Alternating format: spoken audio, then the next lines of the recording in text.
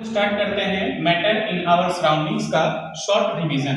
ठीक है, तो ध्यान दीजिएगा। सबसे पहले बात ये आ रही है कि मैटर क्या होता है। हम कह सकते हैं कि मैटर जो होते हैं वो क्या होते हैं, the substance that occupy space and have मास। यानी कह सकते हैं कि वैसे सब्सटेंस जिसमें कुछ मास हो और जो कुछ स्पेस को कवर करता हो, ऑक्यूपाई करता हो, यानी कि उसमें कुछ वॉल्यूम भी होना चाहिए, तो उसी को हम लोग क्या कहते हैं, मैटर कहते हैं।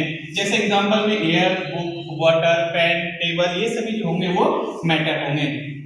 ठीक है, अब आगे देखते हैं तो वो है characteristics of particles of matter. ठीक है, ये एक चीज और ध्यान रखिए कि मैटर जो भी होते हैं, ठीक है, क्योंकि साइंटिस्टों ने मैटर को जो है केमिकल और फिजिकल दोनों तरीके से बांटा था, जिनमें उन्होंने ऐसा बताया था कि जो फिजिकल नेचर में होते हैं वो, यानी कि मैटर जो होते हैं वो पार्टिकल से मिलकर के बने हुए होते हैं, और वो पार्टिकल्स जो होते हैं बहुत बहुत बहुत छोटे होते हैं।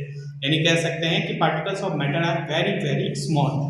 ठीक है, यानी कह सकते हैं कि कोई भी मैटर जो होता है वो छोटे से छोटे पार्टिकल से मिलकर के बना होता है। तो उन पार्टिकल्स के क्या क्या कैरेक्टरिस्टिक्स होते हैं, चलिए देखते हैं उसके बारे में। यहाँ दिया characteristics of particles of matter के बारे में। तो particles of matter have space between them, यानी कह सकते हैं कि जो मैटर के पार्टिकल्स होते हैं उनके बीच में स्पेस होता है। जैसे कि देखिए हम लोग लेमनेड वगैरह बनाते हैं, तो नींबू, पानी, नमक, चीनी, सारी चीजों को अगर हम मिलाते हैं तो क्या होता है, वो एक दूसरे में घुल जाता है। ठीक है, यानी उनके बीच कुछ स्पेस था, तभी तो उसमें जाकर डिसॉल्व हो गया। आगे देखते हैं कि particles of matter are continuously moving, यानी कि पार्टिकल्स के मैटर के जो पार्टिकल्स होते हैं वो कंटिन्यूअसली क्या करते हैं, मूव करते हुए रहते हैं। जैसे कि देखिए हम घर में कहीं अगर अगरबत्ती जलाते हैं तो अगरबत्ती जलाने के बाद उसकी गंध जो है चारों तरफ फैल जाती है, यानी जो मैटर के जो पार्टिकल्स हैं वो हर जगह मूव करते हुए रहते हैं। आगे देखते हैं कि particles of matter attract each other, यानी जो पार्टिकल्स जो मैटर के जो पार्टिकल्स होते हैं वो क्या करते हैं, एक दूसरे को अपनी ओर अट्रैक्ट करते हुए रहते हैं। अब अगर हम बात करते हैं कि जो मैटर होता है उसके कितने स्टेट्स होते हैं, यहाँ पर जो देखा जाए तो 3 स्टेट्स के बारे में चर्चा की गई है। उन स्टेट्स में एक है सॉलिड, दूसरा है लिक्विड और तीसरा है गैस। ठीक है, 3 स्टेट्स के बारे में चर्चा की गई है। कुछ और भी स्टेट्स होते हैं, जैसे 4th स्टेट ऑफ मैटर जो है वो प्लाज्मा होता है। यानी अगर कभी पूछा जा सकता है कि 4th स्टेट ऑफ मैटर क्या होता है, ठीक है, तो ये हम लोग कह सकते हैं प्लाज्मा होता है। और वहीं अगर बात करेंगे 5th स्टेट के बारे में, तो 5th स्टेट जो होता है वो 5th स्टेट होता है BeC, यानी कह सकते हैं बोस आइंस्टाइन कंडेंसेट। ठीक है, सत्येंद्र नाथ बोस और अल्बर्ट आइंस्टाइन, इन दोनों ने मिलकर के इसके बारे में जानकारी दी थी, इसीलिए इसका नाम शॉर्ट में BeC लिखा जाता है। 4th स्टेट क्या है, प्लाज्मा, और 5th स्टेट है BeC। चलिए हम लोग जानते हैं इसमें इसके बारे में डिटेल से कि सॉलिड क्या है, लिक्विड क्या है और गैस क्या है। तो सबसे पहले हम लोग बात करते हैं सॉलिड के बारे में। सॉलिड क्या होता है कि एक ऐसा सब्सटेंस जिसमें शेप, साइज, वॉल्यूम जो भी होते हैं वो सभी क्या होते हैं, फिक्स्ड होते हैं। ठीक है, इनमें शेप फिक्स्ड होता है, वॉल्यूम भी इसका क्या होता है, फिक्स्ड होता है, उसी को हम लोग क्या कहते हैं, सॉलिड कहते हैं। जैसे टेबल, पेन, पेंसिल, बुक, ये सभी जो है सॉलिड होते हैं। लेकिन एक चीज ध्यान दीजिएगा, हायर क्लासेस में जो है सॉलिड को और भी पार्ट में क्लासिफाई किया गया है। ठीक है, सॉलिड को जो है वो 2 पार्ट में क्लासिफाई किया गया है। एक होता है क्रिस्टलाइन सॉलिड और एक होता है एमॉर्फस सॉलिड। एमॉर्फस सॉलिड आता है। ठीक है, एमॉर्फस सॉलिड को हम लोग नॉन क्रिस्टलाइन भी कहते हैं और ये क्रिस्टलाइन सॉलिड होता है। क्रिस्टलाइन सॉलिड का जो आता है, जैसे कि उसका एक ज्योमेट्रिकल शेप, यानी कि एक वो फिक्स्ड होता है, एक उसकी जो अंदर के जो पार्टिकल्स होते हैं वो अच्छी तरह से अरेंज रहते हैं, बट एमॉर्फस सॉलिड में नहीं होता है। जैसे कि रबर की अगर हम बात करते हैं तो देखने में तो वो सॉलिड है बट वो स्ट्रेचेबल होता है। अगर हम स्पॉन्ज की बात करते हैं तो वो कंप्रेसिबल होता है कि नहीं, उसका शेप चेंज हो जाता है, बट हम यहाँ पढ़ रहे हैं कि फिक्स्ड शेप होना चाहिए, इसीलिए करके वैसी चीजें जो आती है वो एमॉर्फस सॉलिड के अंतर्गत आ जाती है। इसके बारे में हायर क्लासेस में आपको पढ़ने को मिलेगा। ठीक है, तो चलिए अब हम लोग आगे जानते हैं कि प्रॉपर्टीज ऑफ सॉलिड क्या होती है। तो प्रॉपर्टीज ऑफ सॉलिड की बात करते हैं तो क्या है, इट हैज फिक्स्ड शेप, इनमें फिक्स्ड शेप जो होता है वो फिक्स्ड होता है। दूसरी बात, इसका वॉल्यूम भी फिक्स्ड होता है। तीसरी चीजें देखें तो इसका बॉइलिंग पॉइंट, मेल्टिंग पॉइंट जो भी आता है वो हाई होता है, इसकी डेंसिटी भी हाई होती है ना, ऐसा कह सकते हैं कि सॉलिड की डेंसिटी जो होती है वो हाई होती है। फिर उसके बाद इनके बीच जो होते हैं इंटरमॉलिक्यूलर स्पेस बहुत ही कम होता है। जैसे कि बात करते हैं कि ये हमारा कोई एक सब्सटेंस है, इसके बीच में जो पार्टिकल्स होते हैं वो पार्टिकल्स जो होते हैं वो क्लोजली पैक्ड होते हैं। ठीक है, वो पार्टिकल्स जो होते हैं वो क्लोजली पैक्ड होते हैं जिनके बीच स्पेस बहुत ही कम होता है। अगर हम देखें तो बहुत ही कम स्पेस होता है, ठीक है। इसलिए कह सकते हैं कि इनके बीच जो इंटरमॉलिक्यूलर स्पेस होता है वो बहुत ही कम होता है। साथ ही साथ इनके बीच जो इंटरमॉलिक्यूलर स्पेस होता है, अब इंटरमॉलिक्यूलर स्पेस और इंटरमॉलिक्यूलर फोर्स जो होता है ये क्या होता है? इंटरमॉलिक्यूलर स्पेस का मतलब हो गया कि पार्टिकल्स के अंदर, यानी कोई सब्सटेंस है उसके अंदर में जो खाली जगह होता है ना, पार्टिकल्स को भरे जाने के बाद, यानी जो छोटे छोटे पार्टिकल्स में भरे हुए उनके बाद भी अगर कोई खाली जगह बच जाता है तो उसी को कहा जाता है इंटरमॉलिक्यूलर स्पेस। और इन्हीं पार्टिकल्स के बीच जो फोर्स लगता है उस फोर्स को हम लोग कहते हैं इंटरमॉलिक्यूलर फोर्स, जो कि सॉलिड में ज्यादा होता है, ठीक है। और आगे देखिए जब इट इज रिजिड यानी ये हार्ड होता है, आप देख सकते हैं लोहा को, टेबल को, कुर्सी को, तो ये क्या होते हैं? हार्ड होते हैं, ठीक है। अब आगे बात करते हैं लिक्विड को लेकर के। लिक्विड क्या होता है? ये वैसा सब्सटेंस होता है जिनका वॉल्यूम तो फिक्स होता है बट उसका शेप जो होता है वो फिक्स नहीं होता है। जैसे कि अगर हम बात करते हैं पानी की, तो पानी को हमने क्या किया, 1 लीटर पानी हमने लिया, अगर हम देखते हैं बॉटल में अगर हमको मिल जाता है तो एक लीटर पानी हमने ले लिया, वो बॉटल में तो बॉटल के शेप का है। अब हम उसी को क्या करते हैं कि बॉटल से हटा करके हम उसको बाल्टी में रख लेते हैं, तो क्या होता है? बाल्टी के शेप का आ जाता है। यानी हम कह सकते हैं कि अलग अलग बर्तन में अलग अलग तरह के जो वेजल्स होते हैं अगर उसमें रखते हैं तो उसका साइज भी क्या हो जाता है? अलग अलग हो जाता है, बट वॉल्यूम उसका फिक्स है कि वो 1 लीटर ही है, उससे वो कम नहीं होगा ना उससे ज्यादा होगा, ठीक है। तो ये चीजें होती है, इसलिए हम कह सकते हैं कि उसके वॉल्यूम जो होते हैं फिक्स होते हैं बट उसका शेप जो होता है वो फिक्स नहीं होता है। एग्जाम्पल देख सकते हैं, ऑयल हो गया, वाटर हो गया, मिल्क हो गया, पेंट हो गया, ये सारी चीजें हम लोग इसमें ले सकते हैं। अब देखते हैं प्रॉपर्टीज ऑफ लिक्विड क्या होता है। इनमें क्या था? वॉल्यूम इसका क्या होता है? फिक्स होता है, बट शेप इसमें फिक्स्ड नहीं होता है, ठीक है। लिक्विड के जो शेप होते हैं वो फिक्स्ड नहीं होते। इसकी डेंसिटी जो होती है वो कम होती है, किसके कंपेयर में? सॉलिड के कंपेयर में वाटर की डेंसिटी कम होती है। इसके अलावा इसमें देखा जाए कि इंटरमॉलिक्यूलर स्पेस जो होता है वो ज्यादा होता है। अगर हम बात करते हैं कि मान के चलिए ये लिक्विड का, ये कोई एक लिक्विड है जिसके अंदर में जो पार्टिकल्स होते हैं वो कुछ इस तरीके से, इसके अंदर में जो पार्टिकल्स होते हैं वो कुछ इस तरीके से अरेंज रहते हैं। हम क्या देख रहे हैं कि यहाँ पर स्पेस बहुत ही कम है, यहाँ पर स्पेस इसकी तुलना में ज्यादा है। यानी कह सकते हैं कि इसके जो मॉलिक्यूल, इसके जो अंदर के जो पार्टिकल्स हैं इनके बीच में स्पेस बहुत ज्यादा होता है, सॉलिड की तुलना में ज्यादा होता है। इसके अलावा जो इंटरमॉलिक्यूलर फोर्स होता है, यानी इनके बीच जो फोर्स होता है वो सॉलिड के कंपेयर में कम होता है ना, सॉलिड के कंपेयर में जो होता है वो कम होता है। हाँ, ये फ्लो करता है, जैसे कि अगर हम टेबल के ऊपर पानी गिरा दें तो क्या होता है? वो फ्लो करना शुरू कर देता है, तो कह सकते हैं कि इसमें फ्लो होता है। अब अगर हम बात करते हैं गैस को लेकर के, तो गैस में ना तो उसका फिक्स्ड वॉल्यूम होता है ना ही उसका शेप फिक्स होता है, ठीक है। तो वो गैस कहलाता है, जैसे ऑक्सीजन हो गया, हाइड्रोजन हो गया, ये भी अलग अलग तरह के जो भी गैसेस हैं वो सब के सब इसमें आ जाएंगे। अब अगर हम प्रॉपर्टीज की बात करते हैं तो उसका वॉल्यूम फिक्स्ड नहीं होता है, साथ ही साथ उनके जो शेप होते हैं वो फिक्स नहीं होते हैं, उसकी डेंसिटी बहुत लो हो जाती है, ठीक है। साथ ही साथ उनके बीच इंटरमॉलिक्यूलर स्पेस बहुत ही ज्यादा हो जाता है। जैसे कि अगर हम बात करते हैं गैस की पार्टिकल्स की, तो इनके बीच में अगर हम लोग देखते हैं तो देखिए बहुत ज्यादा स्पेस हो जाता है। यानी अगर हम लोग देखें तो ऐसा कह सकते हैं कि हम यहाँ पर 3 अलग अलग सब्सटेंस लेते हैं, जो कि एक सॉलिड का, एक लिक्विड का और एक गैस का लेते हैं। तो इनके बीच जो पार्टिकल्स जो अरेंज रहते हैं वो कुछ इस तरीके से अरेंज रहते हैं, ठीक है, वो कुछ इस तरीके से अरेंज रहते हैं।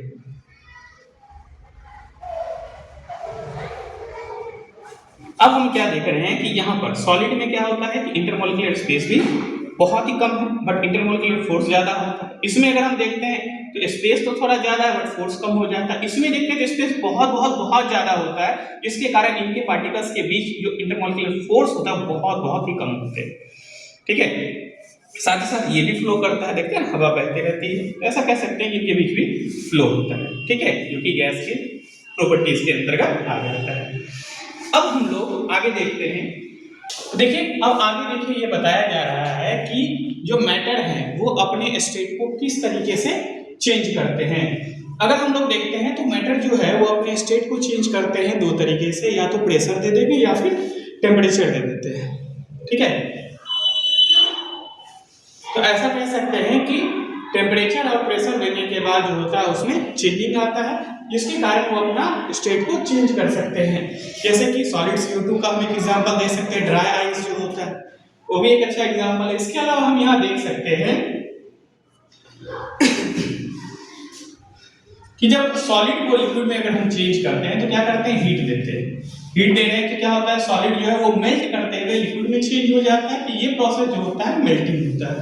यानी अगर हमें मेल्टिंग का डेफिनेशन पूछा जाएगा तो हम कह सकते हैं कि the conversion of solid into liquid by applying heat, यानी हीट अप्लाई करते हुए सॉलिड को लिक्विड में चेंज करने का प्रोसेस जो होता है वो मेल्टिंग कहलाता है। साथ ही साथ हम ऐसा भी देख सकते हैं कि लिक्विड को गैस में चेंज करना बाय गिवन हीट, यानी हीट दे करके लिक्विड, अगर हम लिक्विड में हीट देते हैं तो क्या होता है वो इवेपोरेट होता है ना। जब हम लिक्विड में हीट देते हैं, जैसे कि पानी को गर्म करते हैं, तो थोड़ी देर के बाद क्या होता है वहां से हीट निकलना शुरू हो जाता है, ये वहां से वाटर वेपर निकलना शुरू हो जाता है। तो हम क्या देख रहे हैं कि लिक्विड में जैसे ही हीट देते हैं वो वाटर वेपर निकलना शुरू हो जाता है, और जैसे ही वो लिक्विड वाटर वेपर निकलना शुरू होता है यानी वो गैस में चेंज होना शुरू हो गया है। ये प्रोसेस जो है इवेपोरेशन कहलाता है। वही अगर हम देखते हैं कि गैस जो होता है वो फिर क्या होता है, जब हम उसको ठंडा करते हैं, यानी वहीं पर अगर हम एक बर्तन डालते हैं तो नीचे देखेंगे उस बर्तन के नीचे ढेर सारे पानी की छोटी छोटी बूंदे आकर के जमा हो जाती है। ये प्रोसेस जो होता है वो कंडेंसेशन कहलाता है। वहीं अगर हम लिक्विड को जो है यदि हम ठंडा करके उसको हम लोग क्या करते हैं फ्रिज में रख दें या फ्रीज कर देते हैं तो वो सॉलिड में चेंज हो जाता है, जो प्रोसेस कहलाता है सॉलिडिफिकेशन। अगर हम लोग देखते हैं कि सॉलिड से डायरेक्टली गैस में चेंज कर देना, बिना लिक्विड में कन्वर्ट किए डायरेक्टली यदि हम गैस में चेंज कर देते हैं तो ये प्रोसेस कहलाता है सब्लिमेशन। इस प्रोसेस को हम लोग क्या कहते हैं, सब्लिमेशन कहते हैं। ये चीज, इसका एग्जांपल आपको याद रखना है जो कि एग्जाम में पूछे जाते हैं। उनमें से हो सकता है सॉलिड CO2, आयोडीन, इसके अलावा कैम्फर यानी कि कपूर जो हम लोग घर में पूजा वूजा में जलाते हैं, ठीक है, कैम्फर ले सकते हैं। इसके अलावा अगर देखा जाए तो NH4Cl यानी अमोनियम क्लोराइड और नेफ्थलीन बॉल यानी फिलोक्सिन का जो बॉल होता है, ठीक है, फिनाइल का जो बॉल होता है वो हम लोग ले सकते हैं। वो सब के सब क्या होता है, डायरेक्टली सॉलिड से गैस में चेंज हो जाता है, ठीक है। एक और प्रोसेस है डिपोजिशन, यानी कह सकते हैं कि गैस को जो है हम लोग डायरेक्टली सॉलिड में अगर हम चेंज कर लें तो ये प्रोसेस कहलाता है डिपोजिशन। अब एक चीज देखिएगा कि हम ये सारे जो कन्वर्जन कर रहे हैं इसके लिए क्या करता है, टेम्परेचर दिया जाता है, ठीक है, टेम्परेचर दिया जाता है। तो यानी टेम्परेचर क्या होता है, हॉटनेस और कोल्डनेस के बारे में बताता है कि कोई भी चीज कितना ठंडा है कितना गर्म है। यहाँ पर हमें क्या है कि टेम्परेचर से रिलेटेड दो न्यूमेरिकल सवाल पूछे जा सकते हैं, जैसे कि केल्विन से और सेल्सियस से लेकर के। हालांकि देखिए टेम्परेचर को मापने के लिए केल्विन और डिग्री सेल्सियस से एक और होता है फ़ारेनहाइट, जिसकी चर्चा यहाँ नहीं की गई है, इसलिए हमने केवल केल्विन और सेल्सियस की जिक्र यहाँ पर किया है कि केल्विन को अगर हमें सेल्सियस को अगर हम केल्विन में चेंज करना होता है तो जो सेल्सियस की वैल्यू दी हुई रहती है उसमें 273 अगर हम ऐड करते हैं तो केल्विन की वैल्यू निकल जाती है। याद रखिएगा कि एनसीईआरटी के अकॉर्डिंग 273.15 दिया गया है, ठीक है। हम लोग डायरेक्टली 273 भी ले सकते हैं। अगर हमें डिग्री सेल्सियस को हमें क्या करना होगा, ये सॉरी केल्विन से अगर हमें डिग्री सेल्सियस में चेंज करना होगा तो जो केल्विन का वैल्यू दिया होगा उसमें हम क्या करेंगे 273 को माइनस अगर हम कर देते हैं तो उससे जो है हमें सेल्सियस की वैल्यू निकल जाएगी। जैसे कि मान करके चलते हैं कि अगर हमें 500 केल्विन दिया हुआ है, ठीक है, 500 केल्विन दिया हुआ है, इसको कहा जाएगा कि आप सेल्सियस में चेंज कीजिए। तो सेल्सियस में चेंज करने के लिए क्या करेंगे कि होता है केल्विन माइनस 273, यानी कि 500 माइनस 273। अगर हम इसको माइनस कर देते हैं तो 7 2 27 डिग्री सेल्सियस आ जाएगा, ये इसका वैल्यू हो जाएगा, ठीक है। आगे देखते हैं तो आगे दिया गया है लेटेंट हीट। लेटेंट हीट क्या होता है जरा ध्यान से देखते हैं। जैसे कि मान करके चलिए हम क्या करते हैं, पानी को गर्म करते हैं, ठीक है, हम लोग क्या करते हैं पानी को गर्म करते हैं, या फिर हम लोग क्या करते हैं कि बर्फ को पिघलाते हैं, ठीक है। कोई बर्फ है अगर वो पिघलता है तो क्या होता है कि जैसे हम उसमें हीट देते हैं तो ऐसा तो नहीं होता है कि जैसे हीट दे वो तुरंत पानी में चेंज हो जाते हैं, कुछ समय उसमें लगता है। पानी को यदि हम गर्म करते हैं तो गर्म करने में क्या होता है वो इवेपोरेट होने में कुछ ना कुछ टाइम उसमें लगता है। तो तो उस बीच में जो हीट हम उसमें देते हुए रहते हैं, ठीक है, उसी हीट को हम लोग क्या कहते हैं, लेटेंट हीट। लेटेंट का अर्थ होता है हिडन, यानी जो हिडन हीट होता है उसी को हम लोग क्या कहते हैं, लेटेंट हीट कहते हैं। तो ये जो लेटेंट हीट होते हैं ये दो तरह से होते हैं। एक तब होता है जब हम लोग सॉलिड को लिक्विड में चेंज करते हैं, इस प्रोसेस को हम लोग कहते हैं लेटेंट हीट ऑफ फ्यूजन, यानी सॉलिड को लिक्विड में चेंज करते वक्त, ठीक है, सॉलिड को लिक्विड में चेंज करते वक्त जो आता है, जब उसमें जब हीट देते हैं तो वो तुरंत चेंज नहीं होता है, कुछ समय लगता है। तो उस बीच तक में जो हीट हम उसमें दे रहे हैं वो हीट जो कहलाता है वो लेटेंट हीट ऑफ फ्यूजन कहलाता है। वहीं अगर हम दूसरी बात करते हैं लेटेंट हीट ऑफ वेपोराइजेशन में, कि जैसे हम पानी को गर्म करते हैं तो पानी को गर्म करने की स्थिति में, ठीक है, पानी को गर्म करने की स्थिति में हम लोग ऐसा कह सकते हैं कि कुछ देर तक जैसे हम उसमें हीट देते हुए रहते हैं तो कुछ देर तक क्या होता है कि वो पानी वैसे ही स्थिति में पड़ा रहता है, फिर थोड़ी देर के बाद तब जाकर के उससे वो इवेपोरेट होना शुरू होता है। तो इस बीच में जो उसमें हीट आ रहा है उसे हीट को हम लोग क्या कहते हैं, लेटेंट हीट ऑफ वेपोराइजेशन कहते हैं। आगे अगर हम लोग देखें तो हम लोग देखिए ऐसा कह सकते हैं कि प्रेशर देने के बाद, टेम्परेचर जैसे हम लोग दे रहे हैं तो क्या होता है, उसका स्टेट चेंज होता है, उसी तरह से प्रेशर देते हैं तो प्रेशर देने के बाद भी क्या होता है, उसके जो पार्टिकल्स होते हैं वो काफी क्लोज आते हैं। यानी कि अगर हम प्रेशर अप्लाई करते हैं तो सॉलिड गैसेस में अगर हम प्रेशर अप्लाई करते हैं तो लिक्विड में चेंज हो जाएगा, फिर लिक्विड को और भी ज्यादा हम उसको करेंगे तो उसके पार्टिकल्स और भी ज्यादा क्लोज आ सकते हैं, ठीक है। जैसे कि आप देखते हैं कि लिक्विफाई किया जाता है, एलपीजी वगैरह हो गया तो उसको भी लिक्विफाई किया जाता है, ठीक है, तो वो हाई प्रेशर पर किया जाता है। वैसे सॉलिड CO2 की बात करते हैं, सॉलिड CO2 की, तो ये भी क्या होता है, under high pressure and high temperature पे इसको भी कंप्रेस किया जाता है। अब आगे हम लोग देखते हैं, हमने एक पॉइंट देखा था इवेपोरेशन को लेकर के, ठीक है, इवेपोरेशन को लेकर के। तो इवेपोरेशन में क्या स्थिति आती है, इवेपोरेशन क्या होता है कि लिक्विड को, ठीक है, लिक्विड को जो हम लोग क्या करते हैं, हीट दे करके गैस में चेंज करते हैं, ठीक है, यानी जब लिक्विड जो है गैस में चेंज होता है तो ये प्रोसेस क्या कहलाता है, इवेपोरेशन कहलाता है। बट यहाँ पर देखिए कहा जा रहा है कि फैक्टर जो है वो इवेपोरेशन को अफेक्ट करते हैं। वो क्या क्या फैक्टर हो सकते हैं, जैसे सरफेस एरिया, सरफेस एरिया को यदि हम इंक्रीज करते हैं, ठीक है, सरफेस एरिया को यदि हम इंक्रीज करते हैं तो क्या होता है, रेट ऑफ इवेपोरेशन भी क्या होगा, इंक्रीज होगा। यानी अगर सरफेस एरिया बड़ा करेंगे तो इवेपोरेशन भी क्या होगा, तेजी से होगा। उसके बाद अगर हम देखते हैं टेम्परेचर, यदि हम टेम्परेचर को इंक्रीज करेंगे तो इवेपोरेशन भी क्या होगा, इंक्रीज करेगा, है ना। टेम्परेचर को यदि हम इंक्रीज करते हैं तो इवेपोरेशन भी क्या होगा, इंक्रीज करेगा। वहीं अगर ह्यूमिडिटी की बात करते हैं तो ह्यूमिडिटी क्या होता है, द अमाउंट